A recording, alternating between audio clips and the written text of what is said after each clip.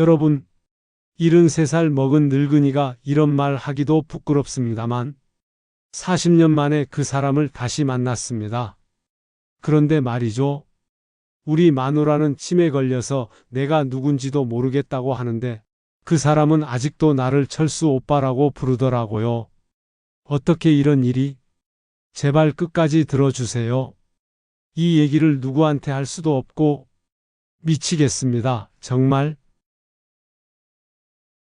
1983년이었습니다. 제가 33살 서울 작은 무역회사에서 일할 때였어요.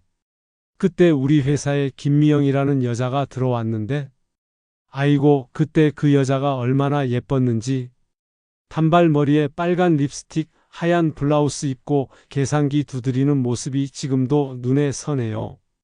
처음엔 그저 안녕하세요 인사만 했는데 어느 날 미영이가 장부 계산이 안 맞아서 울고 있더라고요. 그래서 제가 도와줬죠. 그날 밤 10시까지 같이 야근하고 회사 앞 분식집에서 라면 먹으면서 미영이가 처음으로 철수 오빠라고 불러줬어요. 그 순간 가슴이 쿵 하더라고요. 그 뒤로는 어휴 부끄러워서 어떻게 말하나? 매일 점심 같이 먹고 퇴근길에 버스 정류장까지 같이 걷고 주말엔 남산타워 가서 자물쇠도 걸고 미영이는 부산 사람이라 서울에 친척도 없고 외로워했거든요. 그래서 더 애틋했나 봐요. 1년 넘게 그렇게 만났어요. 정말 행복했습니다. 미영이랑 결혼해서 서울에서 살 생각도 했고 그런데 84년 봄에 고향에서 연락이 왔어요. 아버지가 뇌졸중으로 쓰러지셨다고. 집에 내려가 보니까 상황이 심각했어요. 농사일을 할 수 없는 상태가 되셨고 어머니 혼자서는 도저히 감당이 안 됐죠.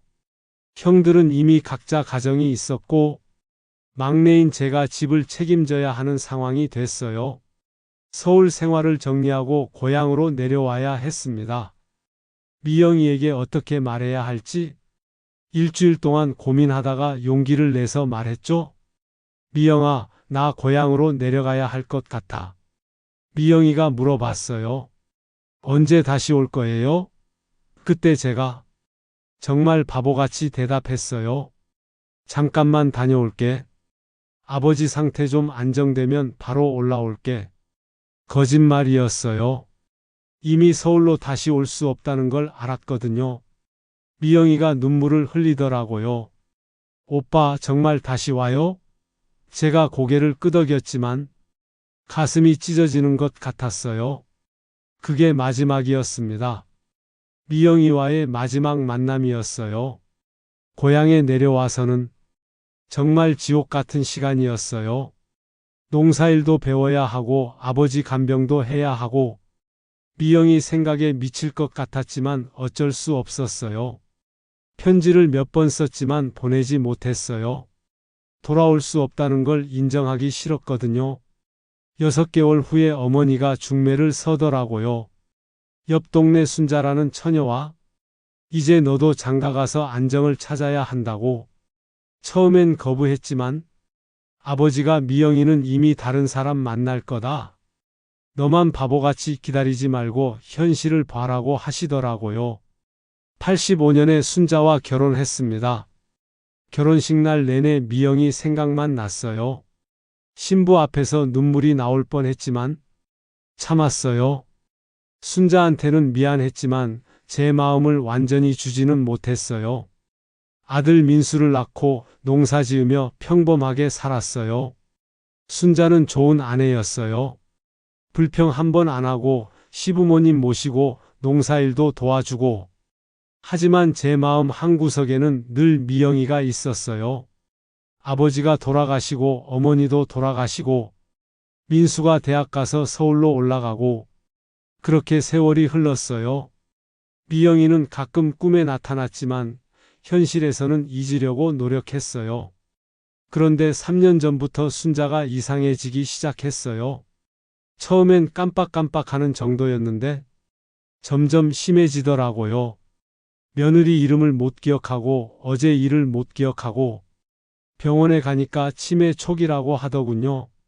지금은 저를 못 알아봐요. 당신 누구세요? 하면서 무서워해요. 40년 넘게 같이 산 남편을 모르겠다고 가슴이 찢어지는 것 같아요. 하지만 더 충격적인 건 따로 있었어요. 작년 가을이었어요.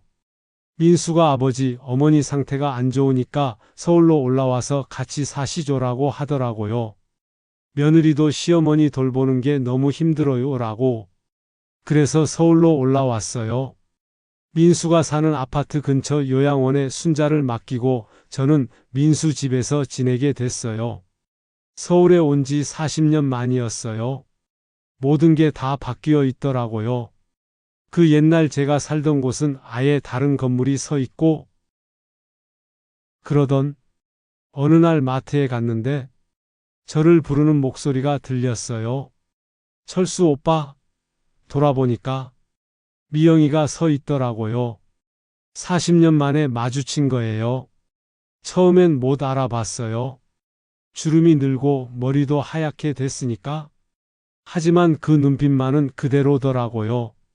오빠, 정말 철수 오빠 맞죠? 하면서 울먹울먹 하는 거예요. 그 순간, 정말 40년이 한순간에 사라지는 것 같았어요. 마치 어제 헤어진 것처럼, 미영아, 하고 부르는데 목이 메이더라고요. 미영이가 제 손을 잡으면서 오빠 나 여기 살아요. 이 동네에서 15년째 살고 있어요 라고 하더라고요. 알고 보니까 우연의 일치였어요. 민수 아파트에서 불과 500m 떨어진 곳에 그날 커피숍으로 갔어요. 미영이가 주문하는 걸 보는데 아직도 아메리카노에 설탕 2개 넣더라고요. 40년 전이랑 똑같이. 오빠는 기억해요? 내가 커피 어떻게 마시는지? 하면서 웃는데 그 웃음이 그대로예요. 미영이가 말하더라고요. 오빠, 나 결혼했어요. 87년에 회사 선배랑. 그분도 좋은 사람이었는데 10년 전에 암으로 돌아가셨어요. 그러면서 하지만 평생 오빠를 잊은 적이 없어요. 남편한테는 미안하지만 저도 제 얘기를 했어요. 순자와 결혼한 것, 민수를 낳은 것, 농사 지으며 산 것, 그리고 순자가 치매에 걸린 것까지. 미영이가 듣더니 오빠도 참 고생 많이 했네요 라고 하더라고요. 그날 4시간을 얘기했어요. 40년 동안 못한 얘기를. 미영이는 자식이 없다고 하더라고요. 남편이 아이를 못 가져서 평생 후회해요. 오빠 아들이라도 보고 싶어요 라고. 헤어질 때 미영이가 전화번호를 주더라고요. 오빠 가끔 연락해요. 혼자 사니까 외로워서. 그 종이를 받는 제 손이 떨리더라고요. 집에 돌아와서 밤새 잠이 안 왔어요. 미영이 생각만. 40년 만에 다시 만난 첫사랑. 그런데 순자는 요양원에서 저를 기다리고 있는데 어떻게 해야 할지 모르겠더라고요. 다음 날 미영이한테 문자를 보냈어요. 어제 만나서 반가웠어?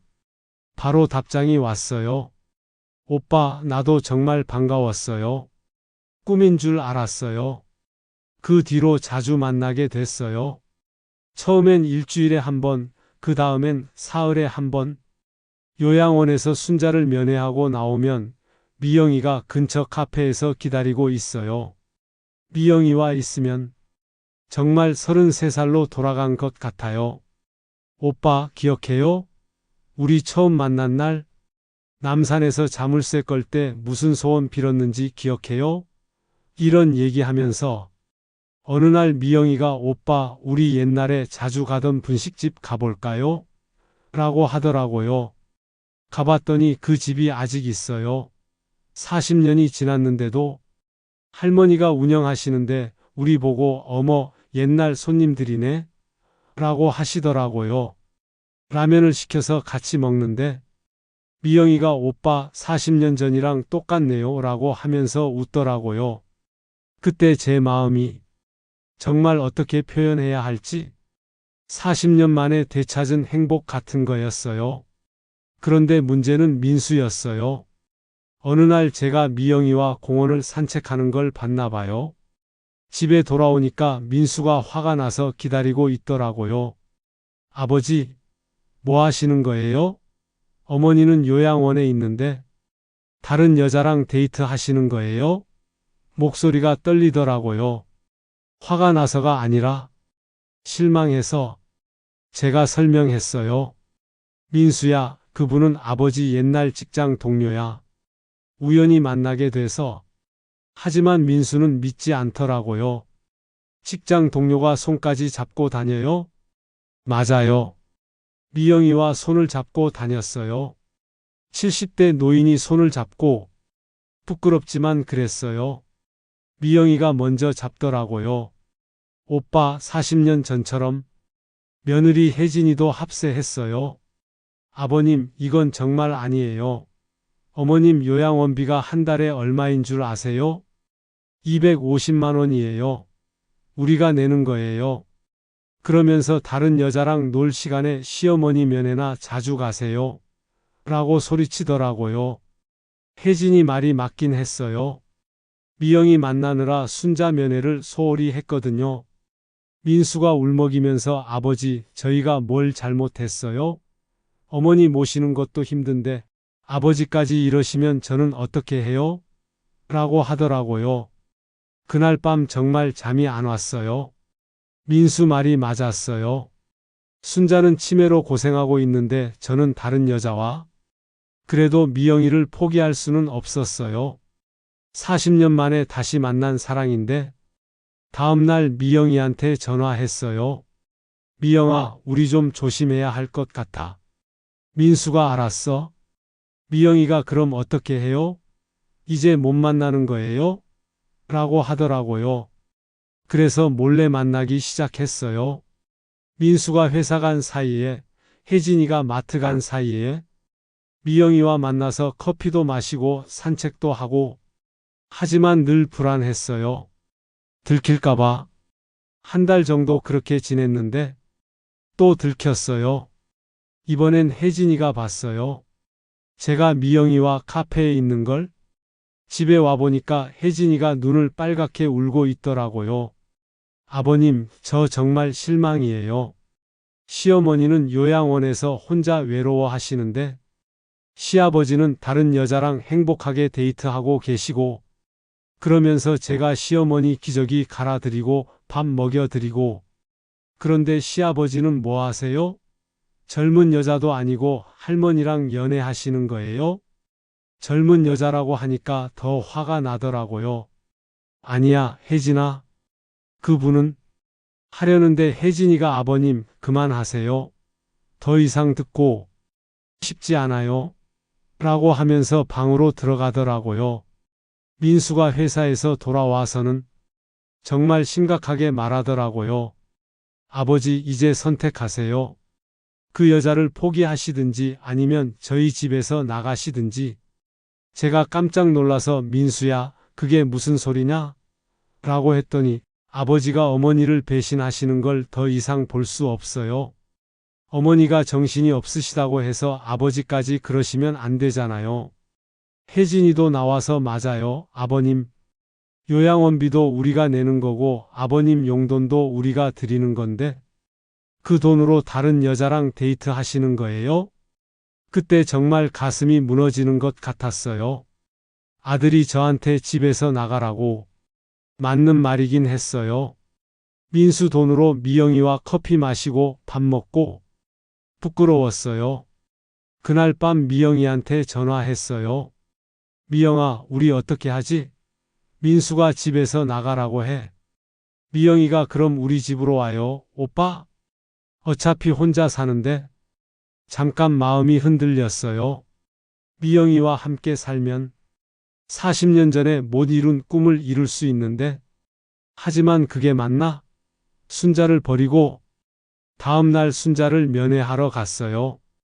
요양원에 들어가는데 순자가 침대에 누워서 천장을 멍하니 바라보고 있더라고요.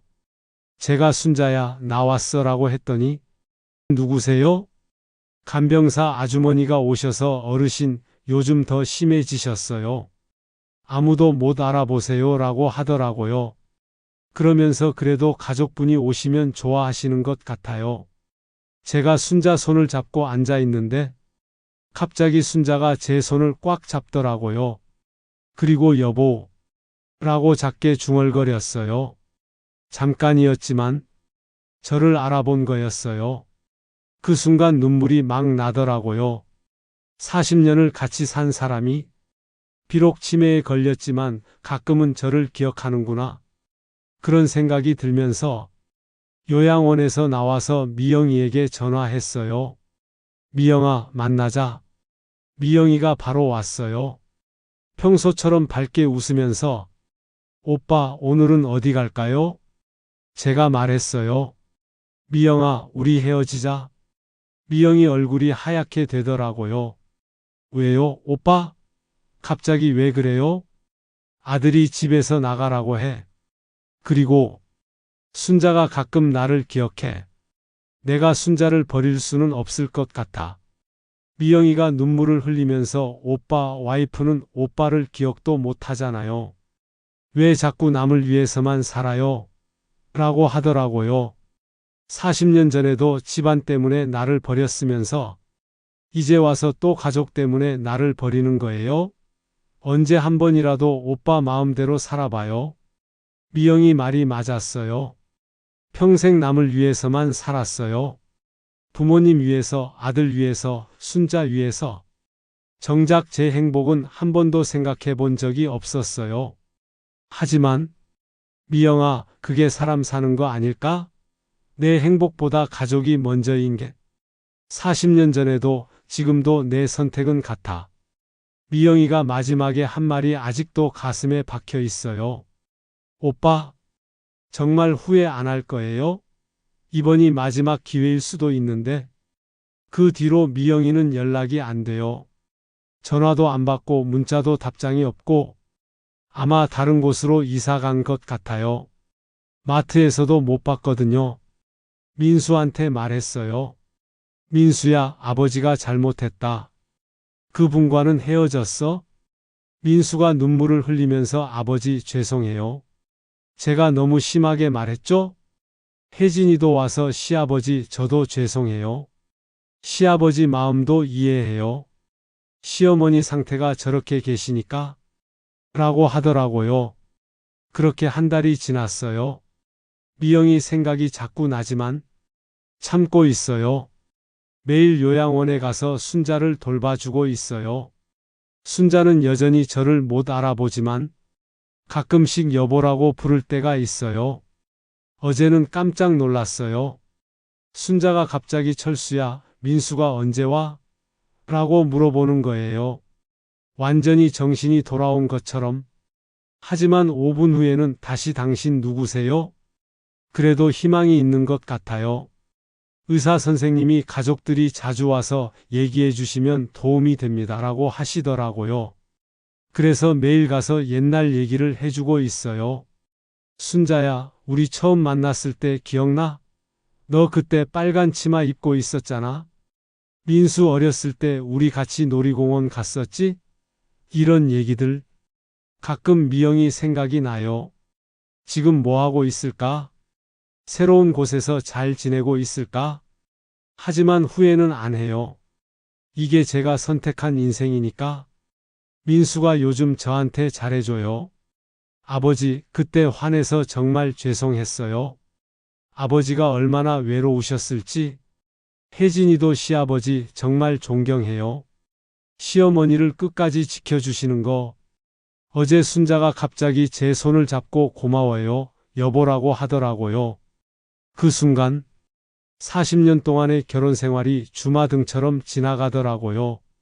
첫 만남, 결혼식, 민수 낳은 날, 같이 농사지던 날들. 미영아, 오빠는 내가 여전히 그립지만 이게 맞는 것 같아.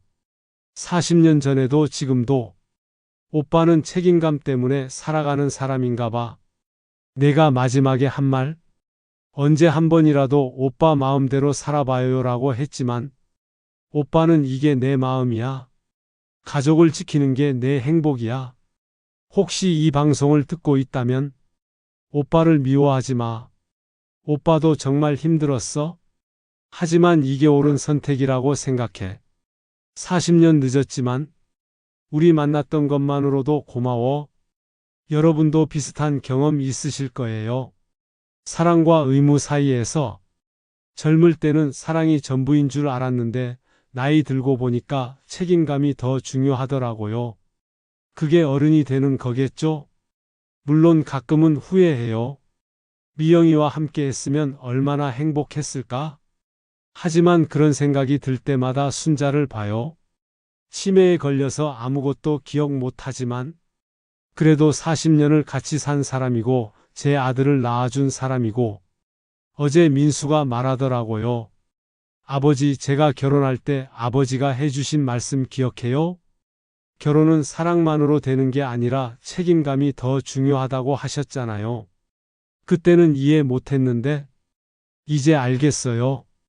그러면서 아버지가 어머니를 끝까지 지켜주시는 걸 보면서 진짜 사랑이 뭔지 배웠어요 라고 하더라고요. 그 말을 듣는데 눈물이 나더라고요. 며느리 혜진이도 변했어요.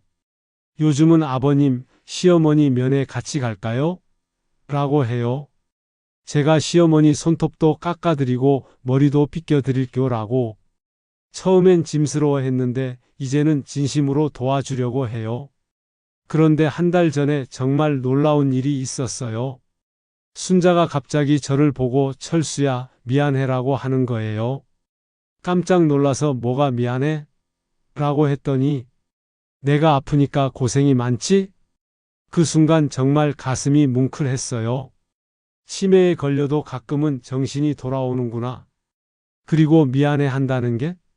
순자도 자기가 저한테 짐이 된다는 걸 알고 있었던 거예요. 미안하긴 뭐가 미안해. 우리 40년 넘게 같이 살았잖아. 아플 때 서로 돌봐주는 게 당연한 거지. 그랬더니 순자가 제 손을 꽉 잡더라고요. 그 뒤로 순자 상태가 조금씩 좋아지는 것 같아요. 아직도 저를 못 알아볼 때가 많지만 예전보다는 맑은 날이 많아졌어요. 의사 선생님도 가족들이 꾸준히 관심을 가져주니까 진행이 늦춰지는 것 같다고 하시더라고요.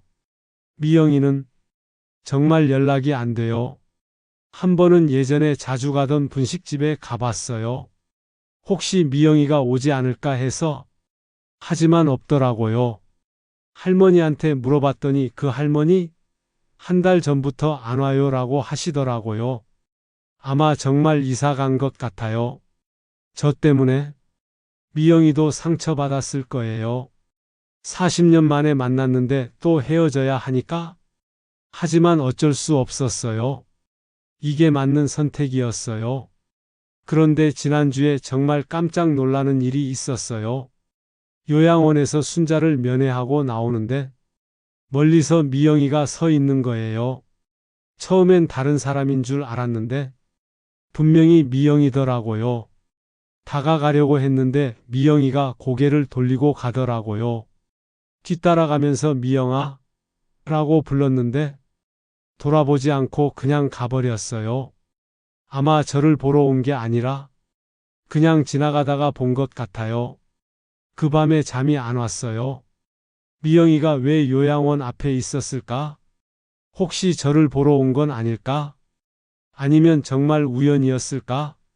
온갖 생각이 다 들더라고요. 다음 날 그 자리에 가서 기다려 봤어요. 혹시 미영이가 또 올까 해서. 하지만 오지 않더라고요. 그렇게 일주일을 기다렸지만 미영이는 나타나지 않았어요. 어제는 민수가 아버지, 저희 가족 여행 갈 건데 같이 가실래요? 라고 하더라고요. 어머니도 날씨 좋을 때 잠깐 모셔다가 바람도 쐬어드리고 정말 고마웠어요. 민수가 예전엔 순자를 귀찮아했거든요. 어머니가 저렇게 되니까 무슨 재미로 살아요 라고 했었는데 이제는 같이 여행을 가자고 하다니. 혜진이도 시어머니 꽃 구경하러 가요라고 하면서 순자 손을 잡아드리더라고요. 순자가 이 사람 누구야? 라고 했는데도 어머니 저 혜진이에요. 며느리라고 다정하게 대답하더라고요. 그 모습을 보면서 생각했어요. 내가 미영이를 선택했다면 지금 이런 모습을 볼 수 있었을까? 민수가 이렇게 순자를 챙겨줬을까? 혜진이가 이렇게 다정하게 대해줬을까? 아마 안 됐을 거예요. 제가 미영이를 선택했다면 민수는 저를 원망했을 거고 순자는 요양원에서 혼자 외롭게 죽어갔을 거예요. 그리고 저는 평생 죄책감에 시달렸을 거고 이제 확신해요. 제가 올바른 선택을 했다고. 비록 미영이를 포기하는 게 아팠지만 이게 맞는 거였어요. 가족이란 게 그런 거 아닌가요? 힘들어도 끝까지 함께하는 거. 어제 순자가 갑자기 말하더라고요. 여보, 고마워요. 내가 이렇게 아픈데도 버리지 않고. 그 말을 듣는데 눈물이 났어요. 순자도 다 알고 있었던 거예요. 자기가 짐이 된다는 것도, 제가 힘들어 한다는 것도. 뭔 소리야, 순자야. 우리 평생 같이 살기로 했잖아. 아플 때 옆에 있어주는 게 당연한 거지. 그랬더니 순자가 제 손을 꽉 잡고 놓지 않더라고요. 그리고 미영아, 오빠가 마지막으로 하고 싶은 말이 있어. 오빠를 원망하지 마. 오빠도 정말 힘들었어. 40년 만에 다시 만난 내가 얼마나 소중했는지. 하지만 오빠에게는 지켜야 할 사람들이 있었어. 40년 전에 헤어질 때도 지금도 오빠의 선택은 같아. 사랑도 중요하지만 책임감이 더 중요하다고 생각해. 그게 오빠가 사는 방식이야. 내가 어디서 뭘 하며 살고 있는지 모르겠지만 건강하게 잘 살았으면 좋겠어. 그리고 가끔은 오빠를 좋게 기억해줘. 오빠도 내를 평생 기억할게.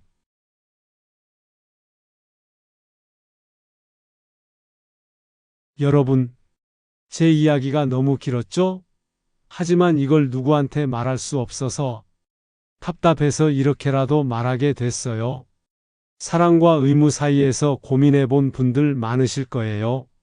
젊을 때는 사랑이 전부인 줄 알았는데 나이 들고 보니까 책임감이 더 소중하더라고요.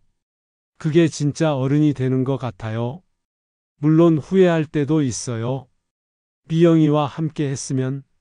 하지만 그런 생각보다는 지금 있는 사람들을 더 소중히 여기려고 해요. 순자, 민수, 혜진이, 이 사람들이 제 진짜 가족이니까. 마지막으로 여러분도 가족을 소중히 여기세요. 건강할 때는 당연하게 생각하지만 아프고 나면 그때 후회해요. 저처럼 되기 전에 지금 옆에 있는 사람들한테 더 잘해주세요. 구독과 좋아요 눌러주시고요.